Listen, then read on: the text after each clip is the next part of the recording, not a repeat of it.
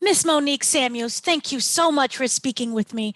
This show is vastly different, and what I love is seeing a different side of you on this show. One of the things that really struck me was how involved Chris is as well. So, can you talk about kind of that dynamic? Because now he has a whole point of view that we're seeing. Yes, yes.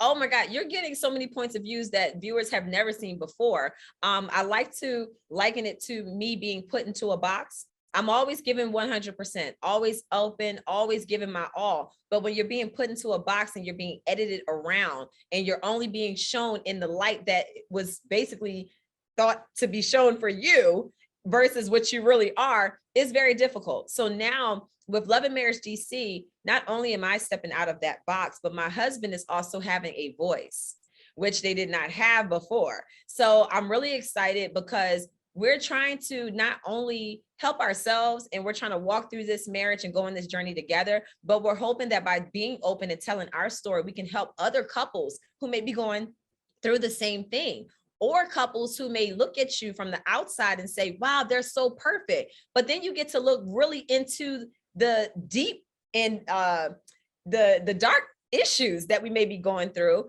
And then you'll see like, wow, even the ones that we think are perfect still have struggles. No marriage is perfect. You know, nothing should be always put on a pedestal because you just never know what shoes you have to walk through to get to where you are able to look like your perfection, you know?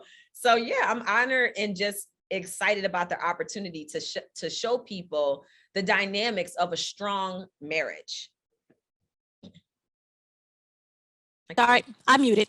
What was really interesting is the fact that you're coming into a new franchise and a different group of dynamics and women and chemistry that's flowing around. What was that like, kind of putting the reset button and stepping into this? So I never truly gave up on reality TV. The previous situations just wasn't for me, and I understood that. But after having time to truly heal and try to move past it and talking to Carlos King, who is amazing at what he does, and when he gives you his word is his bond, it made me feel more comfortable to give it a second shot, to be fully open. It was almost like a woman scorned at one point. To where I'm like, wow, even when I gave it my all and I was completely open, I was taken advantage of. I wasn't truly shown in the light that I know I bring. So it took me some time to really get comfortable with the idea of, if I do this again, I have to take all the curtains down and truly give it my all once again, with the notion of it's still a reality show that could be edited.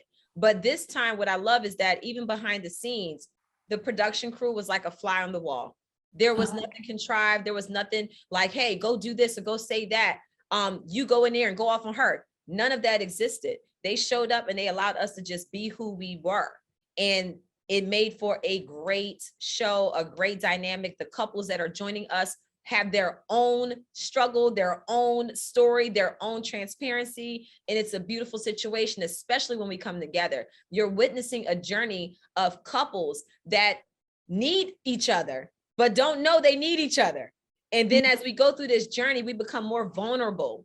We open up with each other and we realize, wow, we really have a lot in common and we can all learn from each other. And it's real life relatable drama. It's real life relatable experiences. And everybody will be able to watch the show and see themselves in one way or another in several of these cast members that you'll see on Love and Marriage DC. Wonderful. Thank you so much for speaking with me. Yes, thank you.